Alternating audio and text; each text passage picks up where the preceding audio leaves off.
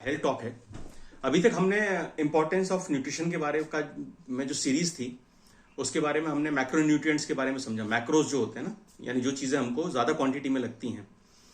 जैसे for example पहले हमने सीरीज की थी प्रोटीन के ऊपर कि प्रोटीन क्या है, प्रोटीन की इंपॉर्टेंस क्या है। फिर हमने सीरीज की थी कार्बोहाइड्रेट्स के ऊपर कि कार्बोहाइड्रेट्स की इंपॉर्टेंस क्या है, हमको किस तरह के कार्बोहाइड्रेट्स चाहिए, क्या हमारी रिक्वायरमेंट है।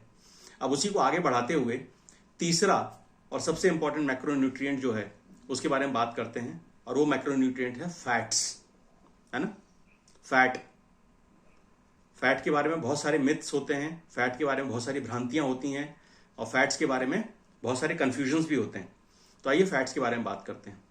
हमारे बीच में ऐसे कुछ लोग होंगे क्या अभी जिनको कभी कोई कोलेस्ट्रॉल का इशू रहा होगा, कभी कोई हार्ट की प्रॉब्लम्स रही होंगी, कभी चैलेंजेस रहे होंगे, और उनको किसी ने गाइड किया होगा कि अपनी ज़िंदगी से फैट जो है वो अपनी डाइट से फैट पूरी तरह से बंद कर दो, बिना तेल का जो है वो सब्जी खाओ, या रोटी पे घी लगा के नहीं खाना, या किसी भी तरह से फैट बॉडी में नहीं जाना चाहिए। ऐसे कुछ लोग हैं जिनको ये एडवाइस मिली हो। ओके अतीक सर, अनम्यूट करिएगा सर।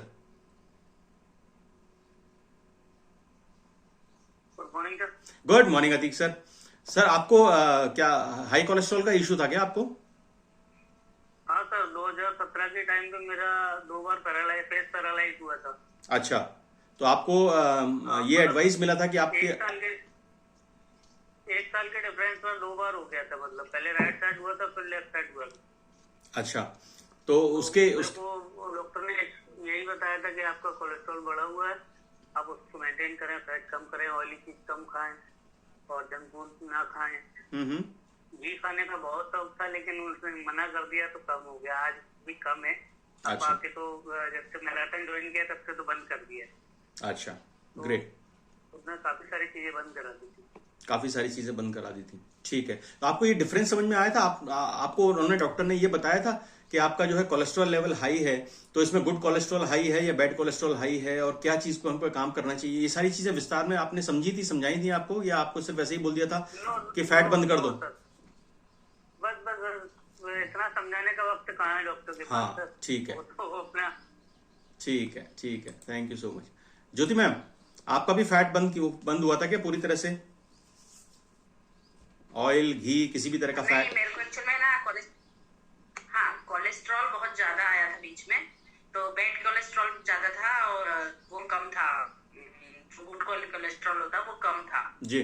तो डॉक्टर्स मेरे को बोलते थे, एक तो वेट ज्यादा था तो बोलते थे तुम अनाज छोड़ो, सब्जियां केवल खाओ, वो भी बॉइल करके खाओ बिना बोले 1 महीने।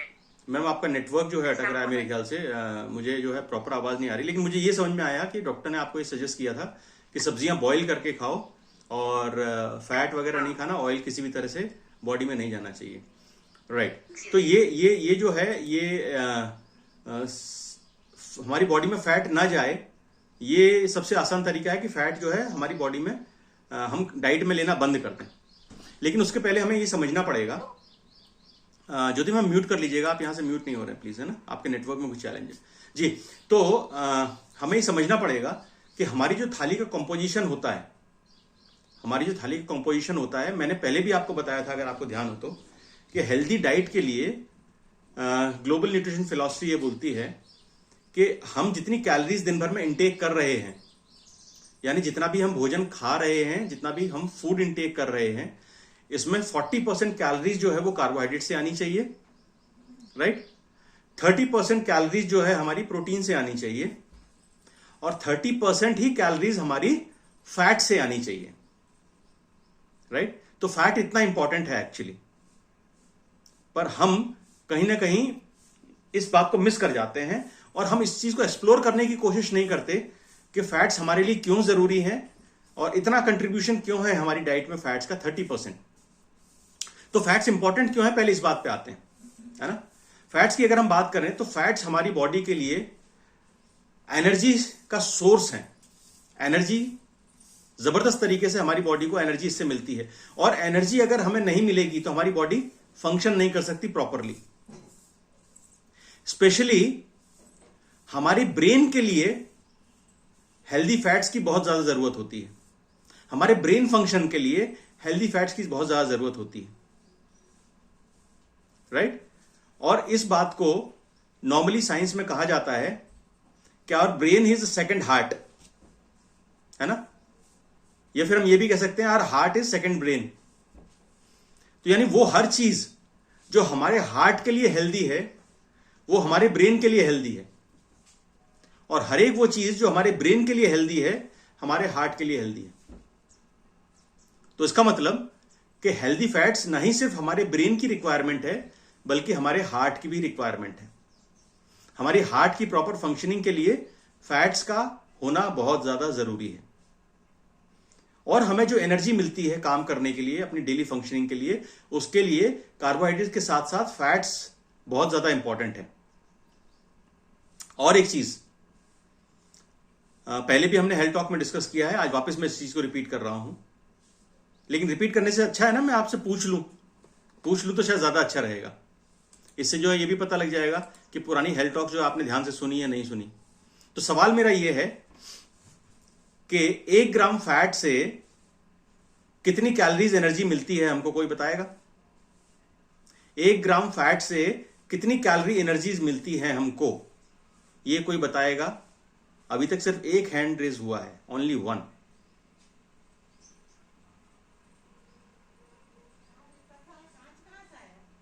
ये ओनली वन हैंड रेज हुआ है, और ये मेरे लिए बहुत ही दुख का विषय है।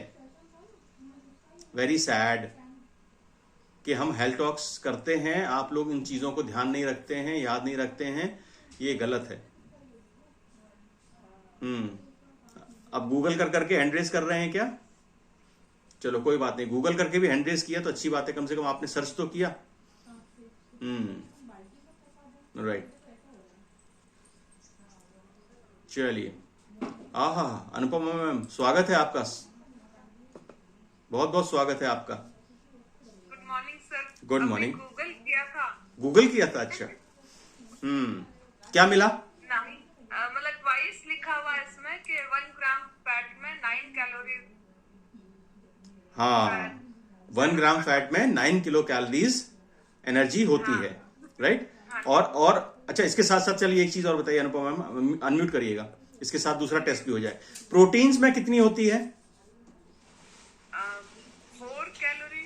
4 किलो कैलोरीज, बहुत बढ़िया, ग्रेट। और कार्बोहाइड्रेट्स में कितनी होती है? सर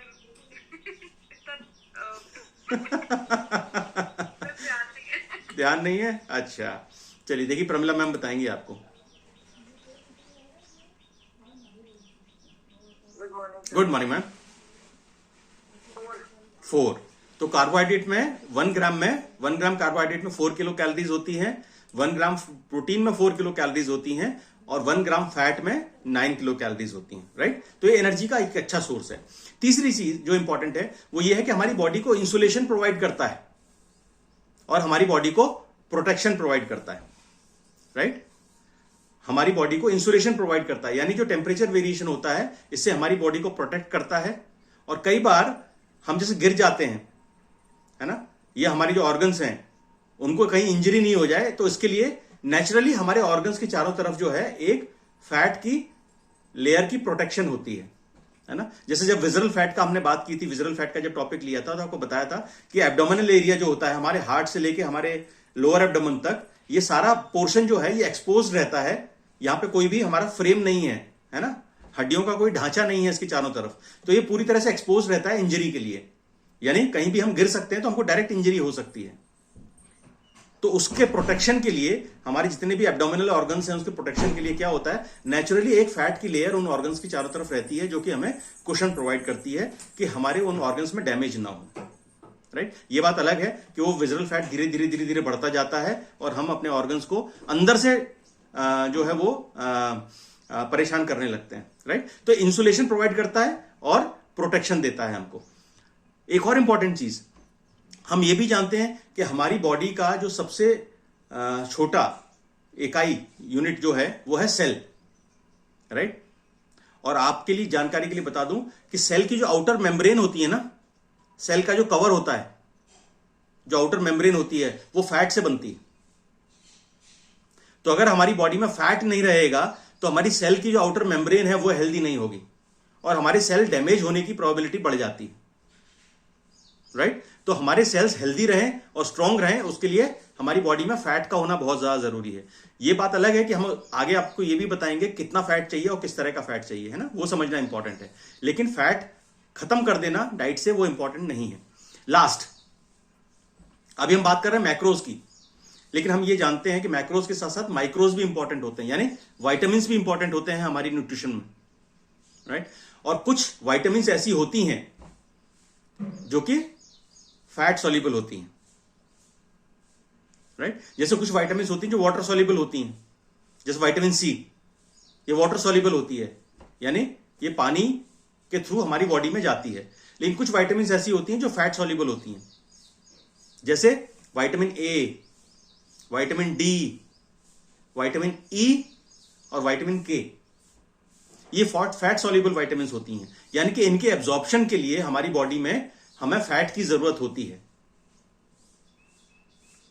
और आपकी जानकारी के लिए बता दूं कि हमारी जो एंशिएंट जो टेक्निक थी ना खाना बनाने की, फूड प्रिपेयर करने की, उसमें इन सब चीजों का बहुत ध्यान रखा जाता था कि कौन सी चीज जो है वो वाटर सॉल्युबल है, कौन सी चीज फैट सॉल्युबल है, राइट? इसका बहुत अच्छा एग्जांपल बताता हूं आपको। अच्छा, मुझे एक बात बताएंगे कोई, हमें विटामिन ए जो है वो किससे मिलता है?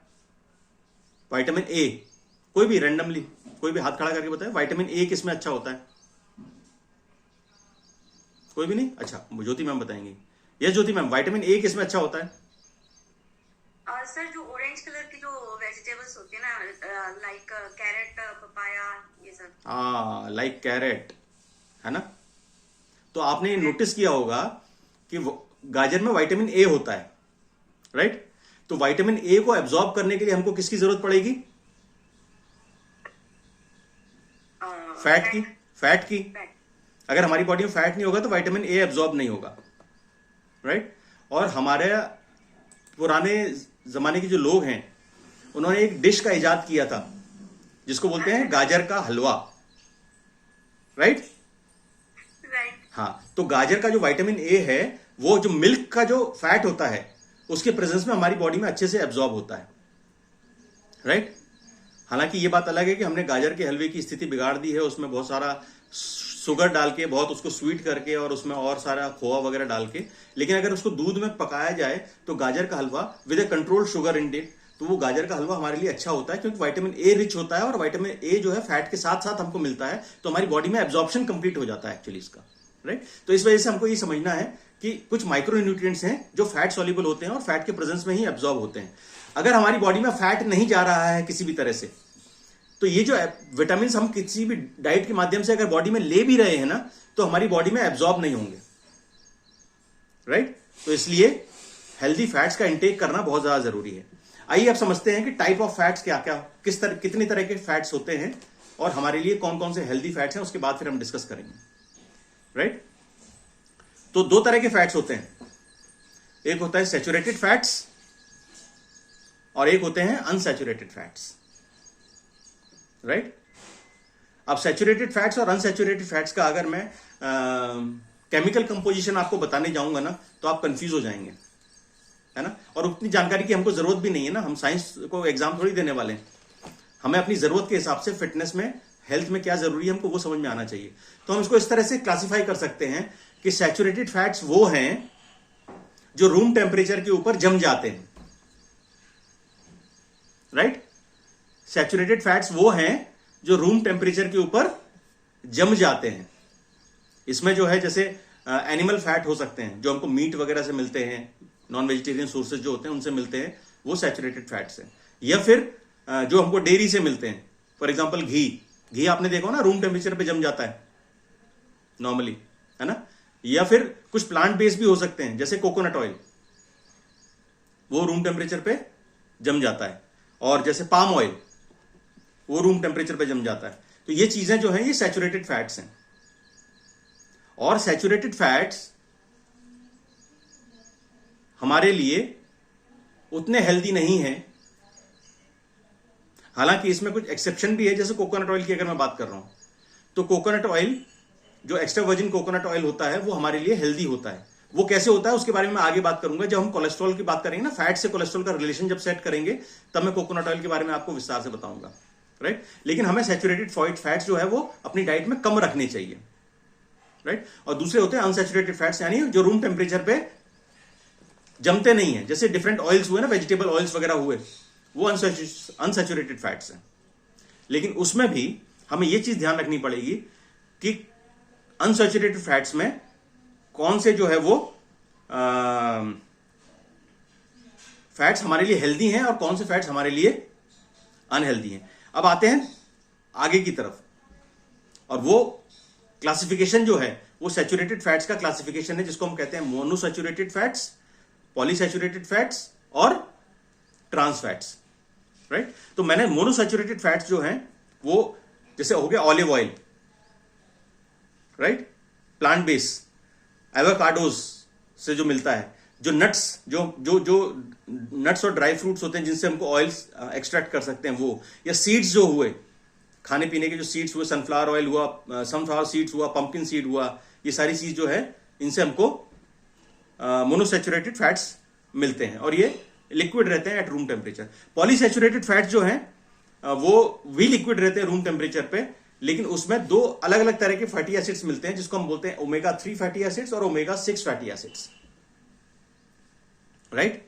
Omega 3 fatty acids and omega 6 fatty acids. Omega 3 fatty acids मिलते हैं हमको फिश में, जैसे फिश, सैल्मन फिश वगैरह हुई, या फिश के जो ऑयल्स मिलते हैं हमको, उसमें ओमेगा 3 फैटी एसिड्स मिलते हैं। और ओमेगा 6 फैटी एसिड्स मिलते हैं हमको बाकी वेजिटेबल्स ऑयल्स में, जैसे सनफ्लावर ऑयल हो गया, है ना, मूंगफली का तेल हो गया, ग्राउंडनट ऑयल हो गया, मस्टर्ड ऑयल हो गया, राइट। इन सब चीजों में हमको ओमेगा 6 मिलता है। और ओमेगा 3 के सोर्सेज हुए, जैसे अलसी हुआ, फ्लैक्स सीड्स इसको बोलते हैं, वॉलनट्स हुआ, अखरोट जो हो गया, ये ओमेगा 3 फैटी एसिड्स के सोर्स हैं। ओमेगा 3 फैटी एसिड्स हमारी हेल्थ के लिए, हमारे हार्ट हेल्थ के लिए, हमारी ब्रेन हेल्थ के लिए बहुत अच्छा है। और ओमेगा 3 फैटी एसिड्स हमको अपनी डाइट में रखना चाहिए, जितना ज्यादा हम रख सकते हैं, राइट। तो हम में से अगर कोई लोग जैसे ड्राई फ्रूट्स भिगा के भी खाते हैं, तो मेरी रिक्वेस्ट है कि आप जो है उसको उसमें वॉलनट्स, अखरोट जो है उसका हिस्सा आप जरूर रखें, है ना। कोशिश करें कि 2 अखरोट जो है वो रोज भिगा के उसको खाएं, राइट। फ्लैक्स सीड्स, अलसी, आप चाहे तो शेक में ऐड कर सकते हैं, आप चाहे तो वैसे भी खा सकते हैं, किसी और चीज में भी आप ऐड कर सकते हैं। शेक में ऐड कर लेंगे तो आपको ऑन अ डेली बेसिस आपकी फ्लैक्स सीड्स का इंटेक आपका हो जाएगा, राइट। तो उसको ऐड कर सकते हैं। ट्रांस फैट्स,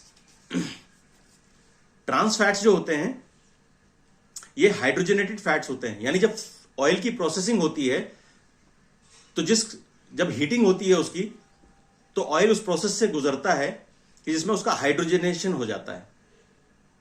हाइड्रोजनेशन होने के बाद क्या होता है पता है? हाइड्रोजनेशन होने के बाद ऐसा होता है कि जो लिक्विड फैट्स, जैसे मैंने बताया ना कि रूम टेम्परेचर पे लिक्विड रहते हैं, लेकिन जैसे जैसे उसका हाइड्रोजनेशन होता जाता है वैसे वैसे वो लिक्विड फैट्स जो हैं वो रूम टेम्परेचर पे जमना शुरू हो जाते हैं।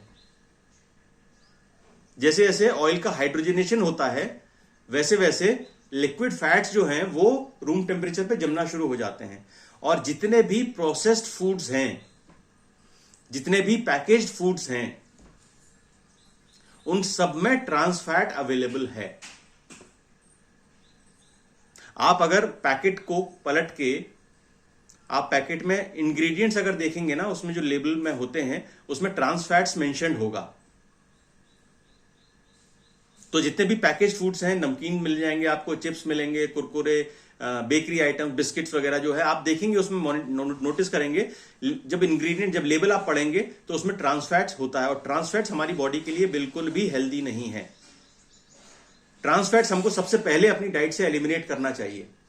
इसका मतलब वो चीज जो कि पैक्ड है, जो कि प्रोसेस्ड है, वो हमको अपनी डाइट से पूरी तरह से एलिमिनेट करना चाहिए। जो कि पैकेट बंद है जनरली, उसके हमें डाइट से अपनी पूरी तरह से एलिमिनेट करना चाहिए। और एक चीज और नोटिस करिएगा आप, और ये बहुत इंपॉर्टेंट है। मैंने आपको सैचुरेटेड फैट्स की जब बात बताई थी तो मैंने एक ऑयल का नाम लिया था जिसको हम कहते हैं पाम ऑयल, है ना, पाम ऑयल, पाल्मोलिन, राइट। आपके घर में अभी ये सेशन खत्म होने के बाद, क्लब खत्म होने के बाद, आपके घर में कोई भी पैकेज्ड फूड आइटम अगर है नमकीन, बिस्किट, कुकीज, बेकरी कोई आइटम, चिप्स, कुरकुरा, इस तरह की कोई भी चीज अगर आपके घर में अवेलेबल है तो आप इस सेशन के बाद उस पैकेट को पलट के देखिएगा और देखिएगा उसमें एडिबल ऑयल जो है वो कौन सा यूज हुआ है। 99.9% ऑफ द टाइम्स जो मोस्ट पॉपुलर फूड आइटम्स हैं उनमें पाम ऑयल यूज होता है, और पाम ऑयल जो है वो हमारी बॉडी के लिए सबसे ज्यादा डेंजरस है,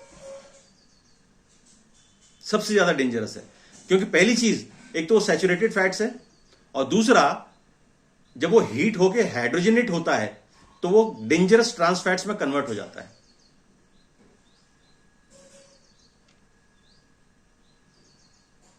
और आपको जान के ताज्जुब होगा कि वर्ल्ड वाइड, दुनिया भर में सबसे ज्यादा पाम ऑयल का कंजम्पशन जो होता है वो हमारे यहां पे होता है।